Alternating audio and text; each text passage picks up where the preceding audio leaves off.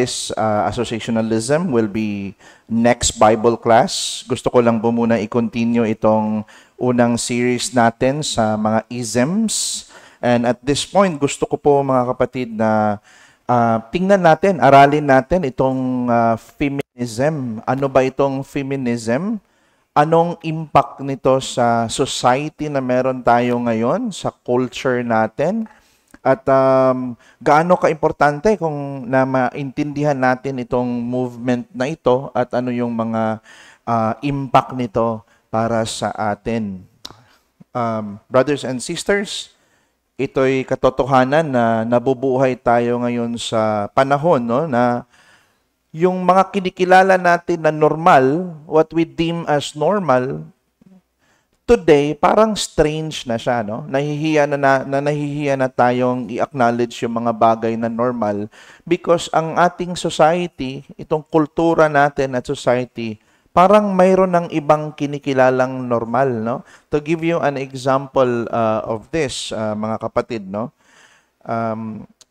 Sa nung unang panahon, itong mga tinatawag na transgender, homosexuality, illness ito nung unang panahon before the 1930s, mga kapatid. At pag may isang babae na nagsasabi siya ay lalaki, ang gagawin sa kanya is ipatingin ang kanyang utak kasi may something wrong sa kanyang brain, no?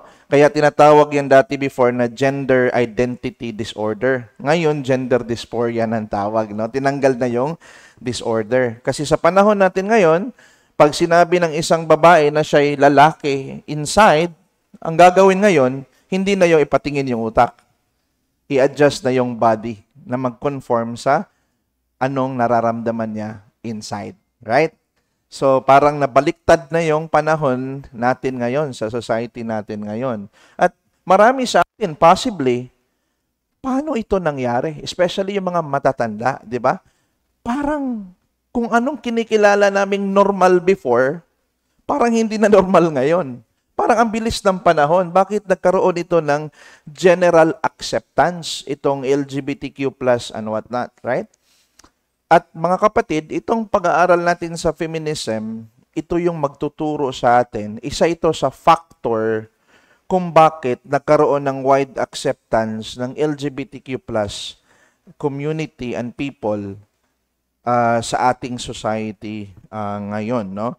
So, as what you see in the picture, may nag-post bigla, nag-trending yan sa Facebook, no? Sabi niya, ang pagiging transgender woman has nothing to do with what's between your legs. Ibig sabihin, hindi yung sexual organ natin magdidetermine na tayo ay babae. Sabi niya, pag feeling ng isang tao, babae siya, kahit lalaki pa siya sa kanyang kasarian, if feel niya, babae siya sa sarili niya, na ang gender identity niya ay babae, siya ay babae talaga. Kahit transgender pa yan. So, kung sa panahon, mayroong filosopo na nagsasabi, I think, therefore I am. Sa panahon natin ngayon, I feel, therefore I am. Para yung identity nakakabit na sa ating feelings ngayon na. So this is very strange. And we know na ito ay isang taliwas ito sa katuruan ng Biblia, mga kapatid. So at this point, gusto ko lang pong i-share sa inyo. Wait a minute. Na-move ba? Sorry. Jomark, Brother Jomark, parang di yata na-move.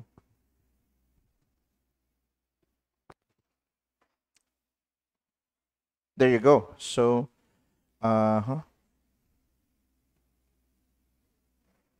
hindi rin siya na-move.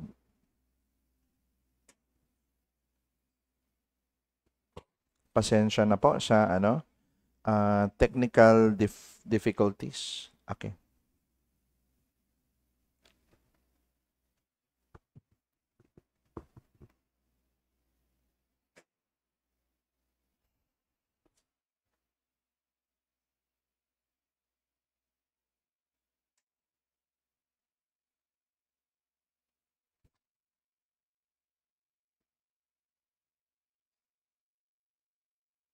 Meron din po tayong PDF notes sa ating group chat.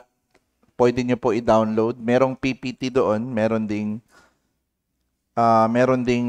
PDF na pwede nyong i-download. So mga kapatid, let's continue. For many centuries, no? Sa nagdaang mga centuries, hundreds and hundreds if not thousands of years, mga kapatid, some countries have embraced the Judeo-Christian perspective on gender, sexuality, and structure of family. So ang struktura ng ating society before, ang view ng gender in the past centuries, nakaangkla ito sa Christian view, no? Walang separation before itong gender at gender and sex. Ngayon, meron ng kaibahan itong sex and gender eh. Pwede mo na siyang mas separate ngayon eh. In the previous centuries, mga kapatid, before the 19th century, ang pinuhold talaga ng mga tao na walang separation ang gender at sex at lahat ng kanilang moral sa society except sa East, no? Dito sa Western cultures is dominantly itong Christian view. Yan talaga yung hinuhold nila. So, Christian ethics and values dominantly are the norm of society and cultures. The male is to lead and protect his family. The female's primary responsibility is to take care of his children and do household chores. So, yung mga ganyang principle, nakuha yan doon sa Biblia, no? At sa Greco-Roman culture. Many societies and cultures thrive ever since it adopted the Judeo-Christian or itong biblical na perspective. Pero may nangyari, no? Until the 19th or 20th century. Nung dumating ang 19th and 20th century, merong major shift na nangyayari. May malaking pagbabago sa ating society and culture. Ang nangyayari, these well-established norms, itong mga well-established norms na nakuha natin sa Christianity, parang nag-iba. These were deconstructed, no? At the rise of what we call feminism. Nung dumating itong feminism, mga kapatid, dito unti-unti na nabago yung structures ng ating society. May mga pagbabagong nangyayari. But before we go there, tanungin muna natin ang ating sarili, mga kapatid, what is feminism, no? Wait a second. All right. What is feminism? So, ang feminism, mga kapatid, kung hindi na pa natin, naririnig lang natin siya, pero hindi natin alam yung kahulugan ng feminism. Ang feminism, ito'y philosophical, meaning to say, idea ito, political, na related ito sa politics, and social movement, meaning to say, movement ito sa society that has ideas and political aspect. Ang purpose nito, mga kapatid, no, it advocates the rights of women on the basis of the equality of sex. So pinaglalaban nila dito yung mga karapatan ng mga babae on the basis na equal ang babae at lalaki, walang higher sa kanila. So it sounds good, right? No, na ating na may maprotektahan din ang mga rights ng mga babae, pero there's more to it na gusto kong i-uncover pa natin, mga kapatid. So dalawa ang premise or dalawa ang main point nitong feminism. Una, it argues that in history, sa kasaysayan daw para sa mga feminist, no, merong inequality of sexes. Ang mga kababaihan were always on the side of being oppressed economically. Bakit economically? Because sa kasaysayan, mga kapatid, ang employment talaga ay always ang lalaki lang ang magbibigyan ng opportunity to work. Ang mga babae is always nakalock lang doon sa kanilang bahay, naghuhugas ng plato, nag-aalaga ng mga bata. So, para sa mga feminists, that kind of structure is oppressive.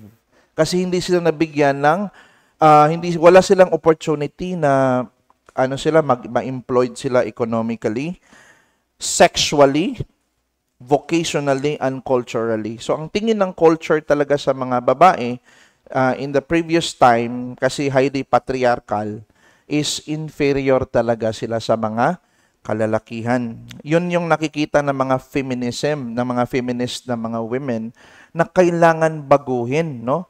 Na hindi dapat highly patriarchal, kundi i-equalize sila, no? Sabi dito sa number 2, it argues, na same pala nakalagay ko dito, pero sa notes dyan ay binigay ko sa inyo, it seeks to liberate itself from this unjust treatment and challenges the hierarchical or fixed structures which favor patriarchy. So, ang ginagagawin ngayon ng mga feminist, nakikita nila na may impartial yung treatment sa kanila, na maliit yung tingin ng tao sa mga kababaihan over sa kalalakihan. Ngayon, ku-questionin ngayon ng feminist, ano yung mga fixed structure? Sino nagtakda ng mga binaries na yon, no? Na nagsasabi na ito yung role ng women, ito yung role ng men. Nakikita nyo? Kasi para sa kanila, oppressive yun na na categorization sa kanila. Let's look at this.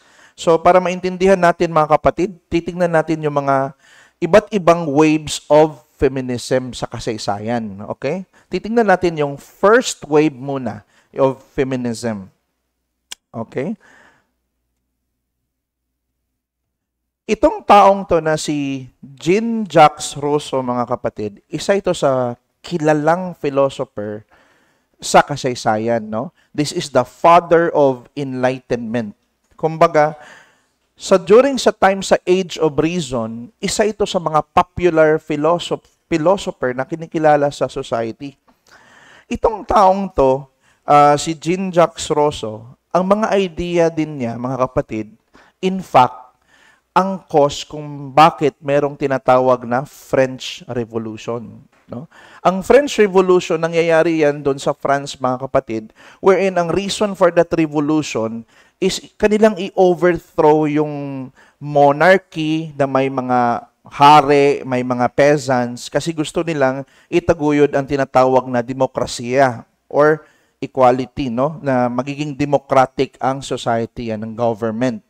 So, nangyari yun, na-overthrow nga yung monarchy at saka yung hierarchical structures dahil sa tinatawag na French Revolution. And it is owing to the philosophical idea of this guy, Jean-Jacques Rousseau. Pero mga kapatid, meron siyang ibang view na nag-cause kung bakit merong tinatawag na first wave of feminism. Let us explore that. So, important to note na para kay Rousseau, ang women's education, ang edukasyon para sa mga kababaihan, no, para sa kanya, should be directed towards serving men. In other words, yung edukasyon ng mga lalaki should be different. Hindi pwedeng pareho sila ng edukasyon. Kasi para sa kanya, iba't iba ang role ng lalaki at sa babae. So therefore, may iba't iba silang trajectory na kailangan nilang sundin. No?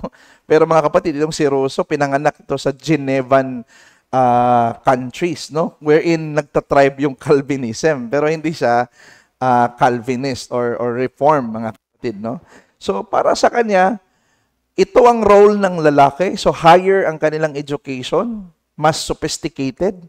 Pero sa mga babae, iba ang kanilang edukasyon. No? Coming from his own mouth, sinabi niya dito sa libro niya sa Emile, which is in book 5 yan, sa libro niya sa Emile, sinabi niya dito, the whole education of women ought to be relative to men. Okay? Dapat related sa kanyang partner or sa kanyang husband. Anong education niya about? Tuturuan sila how to please them, how to be useful to them, to make themselves loved and honored by them, to educate them when young. Nung maliit pa mga bata, mga babae, dapat marunong sila kung paano i-educate ang mga maliliit na lalaki, yung mga maliliit na bata, hanggang sa paglaki nila. Kumbaga, in short, mga kapatid, ang gusto niyang mangyari is parang magiging maid yung mga babae sa lalaki. To care for them when grown, to counsel them, to console them, and to make life agreeable and sweet to them. So kung ganitong klase ng kung ganito pala klaseng edukasyon ng mga babae, ang swerte ng mga lalaki na parang meron tayong automatic na parang yaya, mga kapatid. Sabi niya, these are the duties of women at all times. Sa lahat ng panahon, ito yung duty ng mga kababaihan. And what should be taught them from their infancy. So mula ng maliit pa yung mga kababaihan, tuturuan na sila, ititrain na sila, mga kapatid. In fact, yung mga laruan nila is dapat mga doll, na parang, di ba, nagkikare sila ng mga bata about sa mga houses. Ganon dapat. Hindi yung mga parang leader sila. So, ganon yung education na gustong mangyari ni Jean-Jacques Rousseau. At guess what, mga kapatid, no? Hindi lang yan. Para sa kanya, ang mga kababaihan din, di ba, pwede mag-object paano kung abusive yung husband, yung lalaki? Jean-Jacques Rousseau, kawawa naman sila. Hindi ba yun parang naaboso? Hindi ba yan parang injustice? May sagot siya doon, kapatid, no? At ito yung pangit niya na sagot, no, sa tanong na yun. Sabi niya, she ought to learn, ang mga kababaihan daw, ought to learn even injustice. Dapat matuto sila na tanggapin kahit may mga injustices and to endure the wrongs of a husband without complaint. Kasi para kay Rousseau, pag nagkakamali daw yung husband mo, tapos nagreklamo ka, ang mangyayari daw is lalong sasama sila. So, hindi ka nakakatulong sa yung husband. You're making your husband going worse. So, much better na tanggapin mo na lang daw, kahit may injustice, huwag ka nang magreklamo, tanggapin mo na lang, and then, hindi pa magiging worse ang husband mo. Yan yung view niya. So, syempre, mga kapatid, no, this is contrary to what the Bible is teaching, no, sa kanyang librong Emile. Kasi ang punto niya, Rousseau makes extreme view on the role of men, relegating women like a slave. Parang ganun na yung nangyayari sa mga kababaihan. At in fact, may mga nangyayari talagang ganun sa kasaysayan, mga kapatid. And because of that, papayag ba mga kababaihan na ganun-ganun na lang ang gagawin sa kanila? Kasi they were about to legislate this Yung legislator nito na si Terry Land, parang gusto na nilang i-legislate ang ganitong idea about sa women na hindi wala silang right na bumoto, wala silang right sa the same education as men do. So ang nangyari dito, mga kapatid, dito na nagreklamo. Dito na ang simula ng tinatawag nating the first wave of feminism. Nagreklamo ang mga kababaihan, and the first person, the first woman who did this is no other than Mary Wollstonecraft.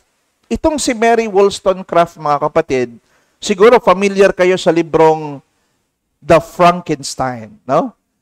Ang The Frankenstein na sinulat ni Mary Wollstonecraft Shelley, anak yun ni Mary Wollstonecraft. Okay? So ano bang ginawa ni Mary Wollstonecraft? Nung ipinablish ni Jean-Jacques Rousseau ang librong Emile, na nakasulat doon yung kanyang programa para sa mga kababaihan, nagsulat din itong babaeng ito, no? Sinulatan niya yung legislator. At ang librong inakda niya is itong A Vindication of the Rights of Women. Nung binasa ko tong libro, mga kapatid, di ako makapaniwala na ganito siya katalino at ganyan siya kagaling mag-respond. So kumbaga, ang mga kababaihan nung time na yun, nung nabasa yung sulat ni Mary Wollstonecraft, parang nagkaroon sila ng women empowerment, no? Hindi lang, parang mas magaling pa nga yung sulat niya kay Jean-Jacques Rousseau, itong Vindication of Women's Right. So yan yung libro niya, mga kapatid. At according to her, sa kanyang librong A Vindication of the Rights of Women, contending for the rights of women, my main argument is built on this simple principle. Ito yung argument niya, that if she not be prepared by education, kung hindi siya bibigyan ng tamang edukasyon, tamang knowledge, to become the companion of man, sabi niya, she will stop the progress of knowledge, for truth must be common to all. Grabe, galing niya magsulat, no? Parang parang nagbabasa ako, na-convince niya agad ako, mga kapatid, no?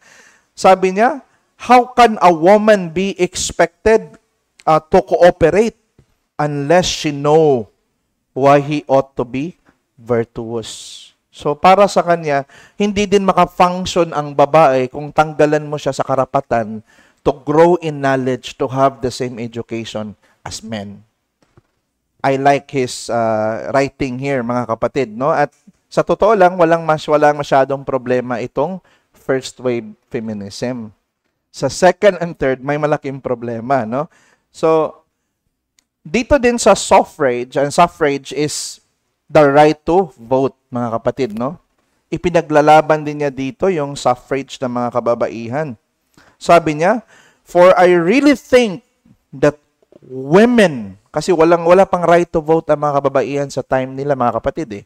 Sabi niya, they ought to have a representative. Meaning to say, dapat meron ding babaeng nasa government official, na government official din na babae. Hindi lang yung legislator, puro lalaki. Kasi she believes na kung anong intellectual power ng lalaki, ganun din yung babae. May sapat din silang talino at kakayahan na maging political leader. Hindi lang sila dapat i-limit mo to be governed without having any share, allow them in the deliberations of government. Para sa kanya, dapat i-allow. And ako, I myself, no, I agree with this sa sinabi niya, mga kapatid. And what happened? Anong resulta nito, mga kapatid?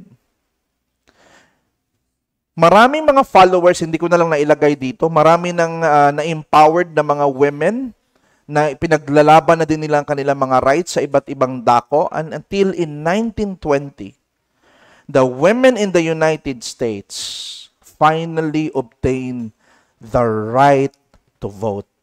And all of these are owing to what Mary Wollstonecraft did nung ipinend niya yung women's rights. And by 1930, they were attaining the higher education and entering the workforce.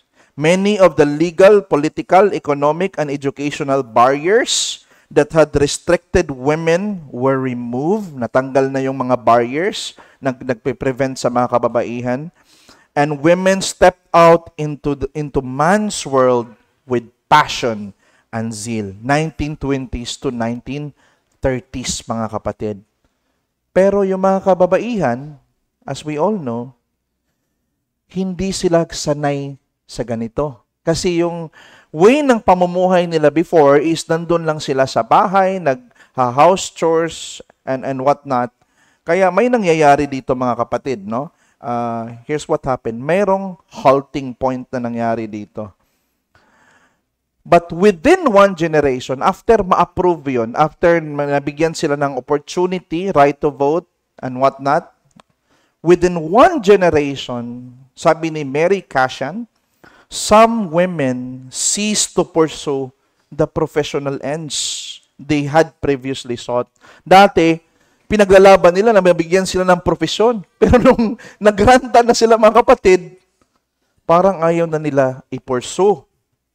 They and then their daughters laid aside careers. Inilay aside nila yung career nila and they return home to take up the profession and balik sila sa homemaking and wife.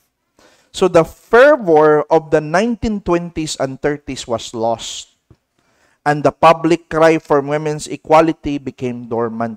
So parang tumahimik na ang mga babae nung time na yon, mga kapatid. No, may certain period after the 1920s and 1930s na parang na-realize ng babae na parang it would be better for us to stay in our house and do the same thing, no? Parang meron silang panahon na nag-rise sila, kanilang feminism, ang kanilang empowerment, pero meron ding panahon na parang nag-lack sila. Pero ang tanong, papayag ba dito ang ibang mga feminists? The answer is no. And that brings to the next one, the second wave of feminism. So ano nangyari dito sa second wave, no? Matapos na tayo sa first wave, ang main proponent doon si Mary Wollstonecraft. Sa second wave, mga kapatid, no? This is led, spearheaded. Kino-consider itong the mother of us all. This is no other than Simone de Beauvoir. Other pronounces de Beauvoir. Pero ang normally nakikita ko sa YouTube is de Beauvoir, no? Sino itong si Simone de Beauvoir? Okay? So si Simone de Beauvoir, mga kapatid, no? French philosopher siya. Siya yung nag-broke silence. She broke the long silence at ni-reinvigorate niya ulit itong zeal ng mga women to forward their cause sa kanilang feminismo. Itaguyod natin ulit ang equality, women's right, and everything. Pero may ibang flavor na si Simone de Beauvoir during this time, mga kapatid, no? But before I go here, alam nyo ba na itong si Simone de Beauvoir, mga kapatid, long time lover niya, itong existential philosopher na ang pangalan ay si Jean-Paul Sartre. Si Jean-Paul Sartre, mga kapatid, siya yung nagpauso sa katagang existence precedes essence. Ang ibig sabihin niya doon, mga kapatid, yung essence mo, yung diwa mo, yung identity mo, may come out later after your existence. Unlike sa atin, naniniwala tayo na either simultaneous yun o nauna yung essence. Nung ipinanganak tayo, we have that identity. Yan yung tinuro sa Bible. Hindi mo na mababago yung identity mo. Kay Jean-Paul Sartre, mauuna ang existence. At ikaw ang magde-decide kung anong essence or identity ang iano mo sa sarili mo. Dahil long-time partner sila, mga kapatid, common ang kanilang philosophy. Kaya ang tingin na niya sa pagkababae ngayon about womanhood, nabago na. According to Simone de Beauvoir, nung sinulat niya yung third sex na libro niya, one is not born, but becomes a woman. No? So nung ipinanganak ka, nobody could determine that you are a woman. Because womanhood for her is something that you become. It's something that you do na magiging babae ka someday. So, mga kapatid, mahalaga dito no na for her, no, although sabi niya woman has always been man's dependent, may galit din siya doon sa tinatawag na pagiging subservient ng women dahil sa mga categories na inimpose sa ating society. Pero important to note here, mga kapatid, no, for her, for Beauvoir, being a female, ang pagiging babae, yung pagiging female biologically, ngayon kasi, mga kapatid, yung female at male biological. Pag meron kang sexual organ ng male, tatawag ka male. Kung hindi, female. Being female and being woman are two different things para sa kanya. That is the former, itong pagiging male and female, biological ito. Madidetermine ito. Ito yung tinatawag na sex. Right? Kaya nung si Isa Calzado, sinabi niya, hindi ito gender reveal. Nung nabuntis siya, this is sex reveal. Kasi wala daw tayong right magsabi kung anong gender ng bata. Ano? Kasi ang gender is something that this little baby will choose later on, paglaki niya. Either feel niya magbabae siya, third sex siya, anong klaseng gender ang gusto niya, it's left to his own choice. Hindi daw natin pwedeng idiktahan. Kaya sex reveal. Hindi gender reveal, mga kapatid. Because ang gender reveal, mga kapatid, social construct yan. At ano yan para sa kanila? Parang sexual orientation. How you feel in yourself. And it's a matter of discovery. I-discover pa nila yan. Kaya huwag mo pangunahan. Ganon yung kanilang filosofiya. No? Dati, usong-uso gender reveal. No? Sa kanilang time ngayon, no? Sa time na natin ngayon, ang mga contemporary people, they would say sex reveal lang. Yan yung proper. So, it's going on the wrong direction na talaga ang society natin, mga kapatid. No? So, the point here, gusto nilang ipaabot, no? At the core, ang pinaka puso sa ang pinakadamdamin ng argument ni Beauvoir is that ang assumption na walang necessary connection daw itong biological sex and the gender orientation. Yan po yung view ni Beauvoir. Unlike sa atin, when God created man, male and female, He created them. Diba? You see na ang pagiging man, gender, at saka yung biological sex, hindi siya pinaghiwalay sa scripture. Simultaneous siya and inextricably linked ito, mga kapatid, no? Hindi, may binary lang, walang ano. Hindi mo pwedeng ihiwalay yung body kasi yung body mo kasama yan sa identity mo, mga kapatid. We'll talk more about that later. So, anong implication dito? So, kung ang gender pala, mga kapatid, is something na hindi fixed, right? But something that is constructed by society, then it is capable of being changed how women relate to men. Kung kinonstruct lang itong gender ng society, so therefore, pwede din niyang baguhin. And how women should relate to men should likewise be changeable. So, yan yung argument niya, mga kapatid. Okay? I hope that you were able to follow that. Pero ang consequence nitong second wave of feminism, ito yung malala na consequence niya, mga kapatid. This wave of feminism marks the beginning of the widespread use of contraceptives. Yung pagdating ng mga contraceptives, mga kapatid, bunga yan ng second wave of feminism. Kasi for them, hindi nyo kami pwedeng i-treat na mag-nurture ng baby, tagapag-reproduce lang ng mga anak. Hindi yan ang rule. Pwede na sila maka-change ng kanilang mind eh. Because they can choose the path of their gender all along. So, if they don't want it, they can do it. No? So, lumabas itong mga contraceptives at legalization of abortion. Unti-unti na siyang dumarami, na legalize na sa ibang mga countries dahil dito sa second wave of feminism. Number 2, nung nakita din ng mga gay rights movement, aba, maganda yung argument nila. Iba ang gender tsaka sex. Aba, pwedeng gamitin natin din to na argument. Na kung may kaibahan pala ang gender and sex, wala din kayong mga right na magdidetermine sa amin kung feel namin babae kami.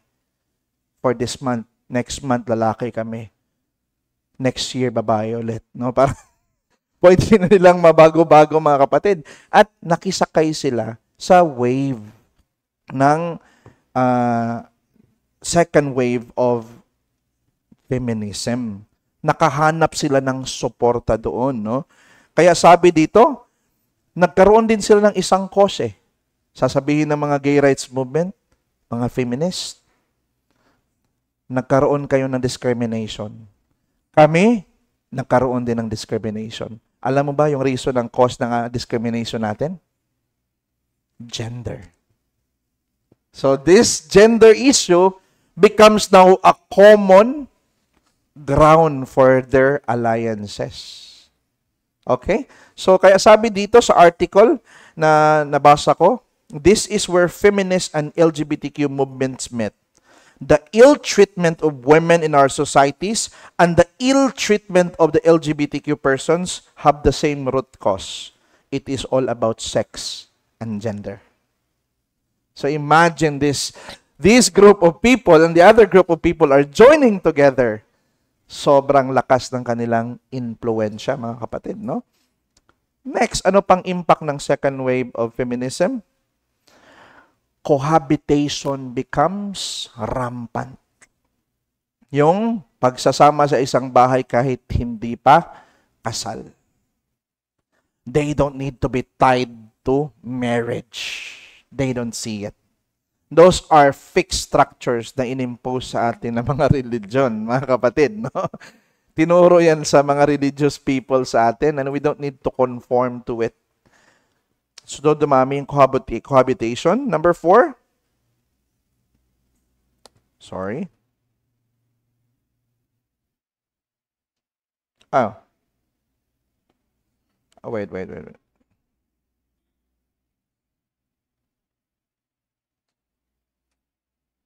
Sorry.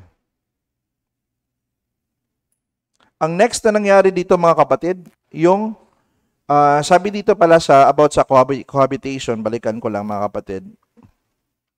Okay?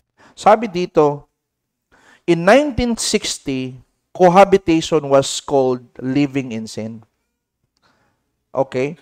The behavior was considered shameful and culturally deviant.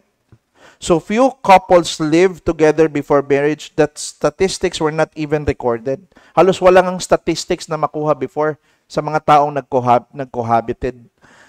Pero now, sa time natin ngayon, 41% of American women in America, ages 15 to 44, have cohabited. And the U.S. Census Bureau reports that cohabitation increased tenfold, 1,000%. Okay? Between 1960, second wave yan, mga kapatid, 1960s, 1970s, up to 2000. So, do you see the impact of the feminism? Malaking impact niya nung inatake nila yung dinisenyo na Diyos na binary ng gender. Ang laki. Next, anong nangyari? Virginity is devalued, no? So, pansin nyo sa Amerika, parang yung, ikaw nga na, if you're virgin, parang pagtatawanan ka pa nila. Parang ano ka pa parang outlier ka pa sa kanilang society, mga kapatid, no? Sabi dito, prior to 1960, North Americans valued virginity prior to marriage. By the year 2000, 79% of single women aged 20 to 24 were sexually active at no longer virgin out of wedlock, mga kapatid. Impact of feminism. And lastly, the divorce rate increase. Mas dumami ang divorce rate. Kasi they don't need to be tied to marriage because they can choose the path of their own in their path to womanhood that they like. Hindi na kailangan maging bound sa mga categories na inimpose or inimplement ng religion. And after that, here comes another wave. This is the last wave of feminism. The third wave of feminism. It's gonna be short, mga kapatid, just for you to understand anong nangyayari dito, anong kasaysayan dito sa wave of feminism. Kaya dumadami ang LGBTQ+, okay? Dahil din dito sa movement na ito. So, wait a minute. So, ang sikat na proponent nito, mga kapatid, was no other than Judith Butler.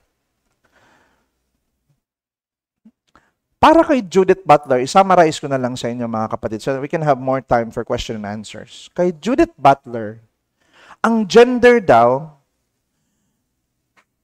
is a performance. Parang na-shock ako nung una. It's something that you perform, no? Sabi niya, gender proves to be performance that is constituting the identity it is purported to be. Gender is always doing now, no? So important to note that gender for Butler is not something that we are. Di ba ang gender sa atin, it's your identity, it's who you are. Ark is a man, Japet is a man, Tita Mel is a woman. That's gender, that's identity. But for her, meron siyang redefinition sa gender. For her, gender is something that we do. Alam niyo ba kung anong implication yan? Gender now becomes arbitrary. Hindi na natin ma-point out, wala na tayong fixed standard of knowing what a gender is kasi magdedepende na lang siya sa tao.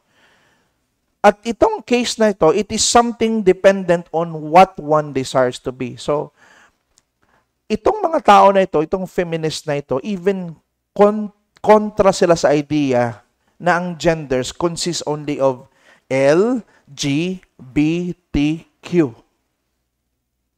Parang hahaba yung spectrum na yan ad infinitum, dapat i-redefine mo ang meaning ng gender into action. Kasi if what you want, that will become your gender.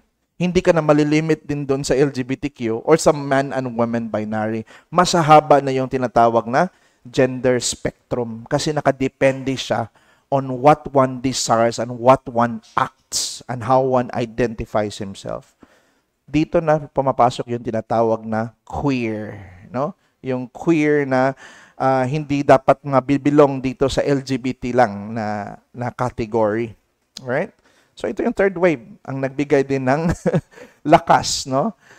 Sa kanila. And since ang mga kababaihan, the rights of women are always appealing to people kasi we love women, don't we? You know? We always listen to women. So by agreeing with the desires of women sa kanilang isinusulong, it's tantamount to agreeing also the argument of the LGBTQ+. Okay? Ang consequence, gender becomes arbitrary. Ang consequence, this further supports the LGBTQ+ to enlarge or widen the spectrum of genders. Sorry sa PowerPoint ko mga kapatid. Now let's look at, we've learned that feminism, big impact sa society natin ngayon. Nakikita na natin yung mga kasalanan na lumalabas dahil sa movement na ito, correlated sa movement. Now let's talk about what the Bible says, no? About our body, gender, and the Gospels. It's gonna be short, but let me share it to you mga kapatid. Sa Biblia, ang body natin, hindi siya parang accessory sa ating identity. Parang hindi yan relo na sinusuot natin, na pwede nating baguhin, pwede nating i-change. Hindi ganon mga kapatid, no? Body is integral to our identity. So the image of God, itong imago Dei, nung nilikha tayo ng Diyos, hindi lang yon sa soul natin or sa spirit, no? It consists the body and soul, mga kapatid. The Apostle Paul, makikita natin na ini-interchange niya yung paggamit ng he at saka body. Pansin nyo? Yung he at body, ini-interchange niya sa 1 Corinthians chapter 6. Ang point dito, mga kapatid, na gusto nating gusto kong i-share sa inyo dito is that the human body, the human body, napasobra. Okay, the human body is organically tied to the human person. Hindi nyo pwede na, this is what I feel, therefore this is who I am. No. Because hindi mo pwedeng ihiwalay yung body mo sa identity mo. Sabi ni Preston Sprinkle, we can't separate the real you from the embodied you. Who you are, what your body is determines who you are. Yun yung dinisenyo ng Diyos para sa iyo. Now, the gospel tells us, ito yung panawagan ng ebanghelyo sa atin, na that Christ did not only save our soul and spirit. If ang identity natin yung soul and spirit lang, yun lang ililigtas ni Christ. But no, He saved also our body. He redeems our body as well. So, ibig sabihin, para kay Christ, mahalaga itong ating katawan. He honors our body. He even dies for it. No? Hindi lang yung ating soul and ating spirit. In other words, we are also called na i-honor natin kung anong katawan meron tayo. Because what these people were doing, ang common society natin ngayon, no? Sa mga LGBTQ plus community, we love them, we genuinely have compassion to them. Pero what they're doing is sinful, no? They're trying to adjust sa body na dinesign ng Diyos para sa kanila, para mag-conform sa kanilang gusto. And that is tantamount of dishonoring their bodies, mga kapatid. We have to remember that our body, ito yung means ng Diyos na binigay sa atin so that we can worship the true God. Present your bodies, right? As a living sacrifice, holy and acceptable to God. Sabi doon, flee from immorality. Why? Because the body is for the Lord, sabi ni Paul. Yung katawan natin is para sa Diyos. Nilikha niya ito para sa kanyang kaluwalhatian, mga kapatid. Kaya napakahalaga nitong body.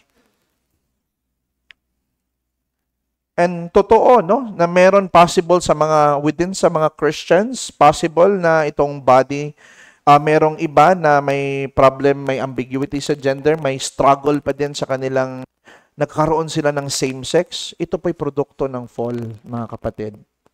Realidad po yun. Consequence po yan sa fall. Pero bagamat our body is greatly affected by the fall, take comfort that in the gospel, one day, He will heal all our broken bodies. So ito yung comfort kung merong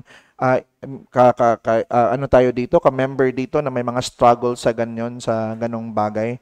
So rest kay Christ. Take comfort kay Christ na siya ang mag-heal when He comes. Kasi nandun din yan sa Corinthians, no, mga kapatid, no, na meron din silang mga previous members na previously din may sexually ambiguous aspect.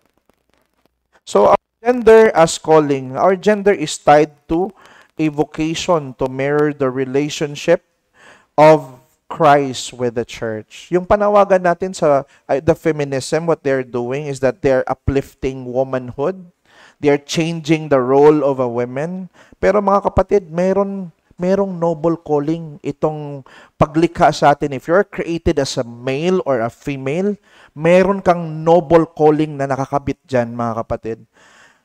Important to note here that although our modern society distorts the original design of God and the gospel of God, the gospel restores it. So for example, if you're a male, you're called to find a wife, no? If you're a husband, ang calling para sa iyo, mga kapatid, is to demonstrate the love of Christ to His church by pursuing a wife and loving her more than your life. So if you're a young man, ito yung calling para sa iyo. Hindi naman nagkakasala kung wala ka talagang mahanap, mga kapatid, no? Providence na yun ng Panginoon kung wala kang mahanap na wife. But you are called, no, to find a wife. Kasi yung pinaka-beautiful dito sa mundo na ibinigay ng Diyos, yung gospel, yung relationship ni Christ sa kanyang iglesia.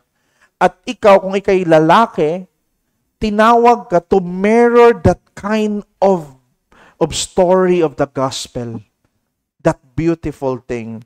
Kaya sabi dito sa Biblia, mga kapatid, husbands, love wives. But how can we love our wives? As Christ love the church. So yung blueprint natin kung paano natin mahalin yung ang asawa natin is yung pagmamahal ni Kristo sa church. It's very difficult, right? Kasi that's a perfect love eh. But yun yung binigay na blueprint ng Diyos sa atin na ating i-imitate and ating i-emulate. Although hindi natin perfectly makopya. Kasi parang sinabi mo, parang tinuturuan mo yung wife, this is how Christ loves the church. I'll demonstrate it through you. Ganon yun, mga kapatid. Napaka-noble nun. Number 2, ang woman, the wife, which the feminists have great problems with, na gusto nila sila mag-define sa kanilang sarili on that matter. The wife is called to show forth the faithful submission of the church to Christ by supporting her husband and complementing him in his vocation. So, if you're a wife, if you're a woman, you're going to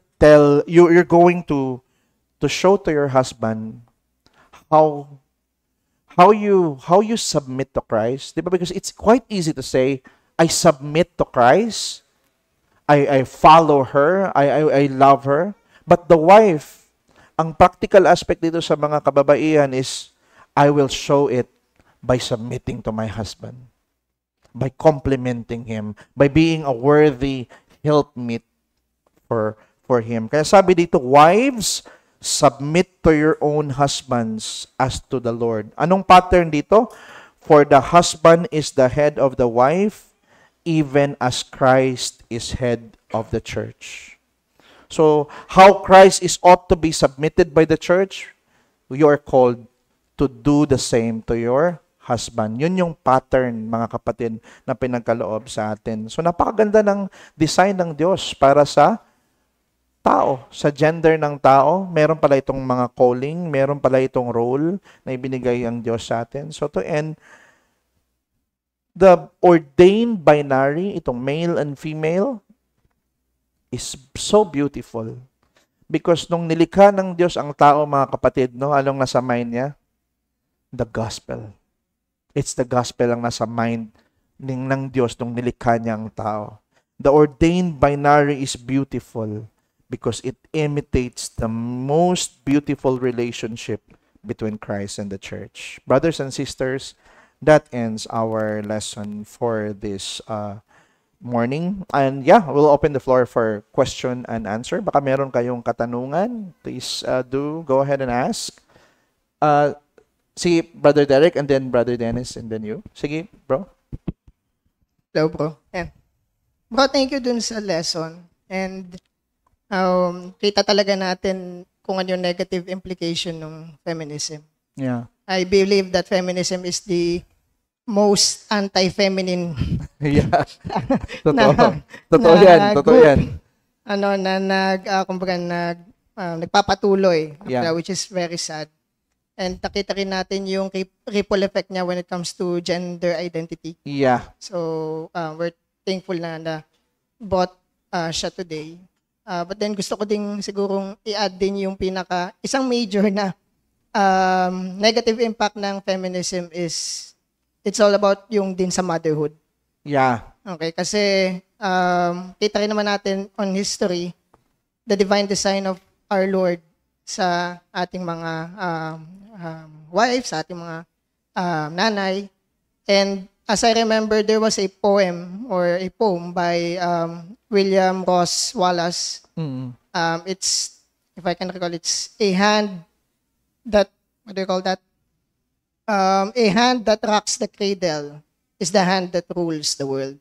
Mm. So, by the way, William Ross Wallace was a Presbyterian. So, point na dito is to emphasize yung motherhood as the bedrock of the society. Amen. A flourishing society. And the main reason that I shared this is because we can see that there is a distortion Yeah. dito sa society natin because motherhood was not yet reclaimed. Mm. Kumbaga, nagkaroon ng confusion ang kababaihan because of the feminist movement. Yeah. So that's why ngayon, ang motherhood becomes a burden. Yeah. And nakikita naman natin that the mother's influence is not just to the children, but also to the next generation. And we can see if the basic foundation of the society is distorted or confused, so makikita talaga natin yung effect that we have a confused society. So yeah, yun lang. And we do hope and pray that motherhood will be reclaimed. Yeah. Okay, kasi we see that yun talaga yung magiging magandang impact. Thank you. Napakaganda ng ni-share ni Brother Derek, no? This is the thing that we need to emphasize kasi our society, if ikaw nasa bahay ka lang, nag-aalaga ka ng mga bata mo, for example, if you're a woman, if you're a mother, tingin nila sa'yo, ang baba ng tingin ng society sa'yo. Parang sayang naman yung tinapos mo sa kolehiyo, na wala kang career. Nagbabantay ka lang ng bata dyan sa bahay nyo. Brothers, ang society natin, ganun yung thinking nila. Pero hindi nila naintindihan na napaka-noble nun. You will be focused in your son, in your children, na i-guide nyo sila sa right path. Lalaki yung mga bata na yon at magiging mababait na mga bata, magiging tunay na Kristiyano, legacy yon ng mama. It's the legacy of the mother. And guess what? Marami tayong mga great theologians, but behind them, they have great mothers. So, ito yung dina-downplay ng feminism. Thank you, brother, for bringing that up. No, that was very helpful. Salamat. And I think si Brother Dennis and then si Sis. Go ahead. Thank you, Brad, dun sa presentation. Napakaganda at kung titingnan natin, talagang root cause niya is the sinfulness of man after being fell into sin. Kung mapansin mo, yung argument nila lagi ay kung sino sila, kung niraramdaman ng mga kababaihan, etc. Which, ang root cause talaga is sinfulness. Yeah. So, the main remedy for us is to share the gospel, to share the love of God, the redemption of Christ, na yung ganung mga pananaw actually ay masasagot in a Christian perspective na they will be mako-content doon sa kung ano ang bawat role ng babae or lalaki. So ang challenge lang sa atin mga magulang sa ngayon, actually ang Boy Scout of the Philippines ay tumatanggap na rin ng babae bilang Boy Scout. So yung mga anak natin, kailangan nating maturuan, magabayan na ang lalaki ay lalaki, ang babae ay babae. Praise God. Kahit dito sa San Pablo, sa Division of San Pablo, meron ng, kaya ako medyo naiinis o medyo talagang mabigat sa akin pagdating sa usapin ng ganyan. Dahil even yung mga supposed to be institution na mag-guide sa ating mga anak, eh sila mismo ay napapasukan na ng ganitong mga katuruan. Salamat po. Salamat, Brother Dennis. Nakakalungkot na mga pangyayari, mga kapatid. No? Even in our society, ano na siya, talamak na siya eh. Nandun na nga siya sa mga, even sa DepEd, nandun na siya sa mga, mga policies nila sa education. Every aspect of our society, parang sabi nga ni Brother Jonathan, parang, why is it na parang crime? Pag nagsabi ka na homosexuality is sin, parang may pag-alinlangan ka na magsabi niyan kasi alam mo, we all know na our society has already changed and it's going worse in terms of its morality. Parang hindi na normal yung Christian view. Parang nasa marginalized na tayo, no? So dapat maging all the more tayo. Sige, sis. Kuya, just two things po. Yung isa po is something that I want to share kasi napanood ko to sa isang parang nagpipreach siya. Babae siya na nagpipreach. So sabi niya, the only way for her to be a Christian is to be a Christian feminist. And she claimed that God is not a man. Parang not a man lang. Dapat dito natin i-claim na man si Lord. Dapat God can also be a woman. Ganyan. So, medyo extreme cases na kasi, pumapasok na rin po sa Christianity yung parang second and third wave ng feminism that even God has this kind of gender na dapat hindi lang siya man, dapat woman din siya. Ganon. And bukod po doon, yung pangalaw po is medyo related sa sinabi ni Kuya Dennis. Pwede rin ba natin sabihin, Kuya Jess, or your opinion lang, is this also the result of the failure of men to be the head of the household, which is their calling, and also the failure of women to also submit to their husband? Yung result po ba na, ito po ba ay resulta nun kaya nagkaroon ng feminism? Ang feminism, ang result sa feminism talaga is you can attribute that. Pwede mong ma-attribute doon na may mga failure talaga each one of us. Pero para sa akin, kung ang mga churches lang is more active on preaching the gospel. Kasi ang main tool lang talaga natin dito is maintindihan nila yung ebanghelyo. If every of our society, if we are more engaging with our society, kagaya ni Wollstonecraft, no, kahit hindi nga siya Christian, nagsusulat siya sa legislation.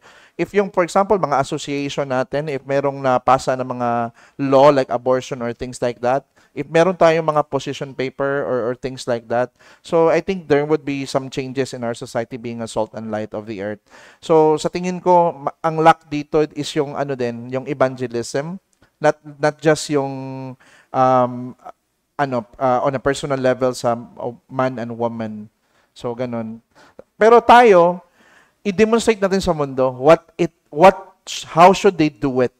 Kasi kung makita nila yung buhay mo, posible nilang sasabihin, ganun si Robs kay Derek, napaka-submissive niya. Ganun si Jezreel or si Jonathan kay Kahit mga kapitbahay mo yon, makita nila yung how you do it, how you perform it.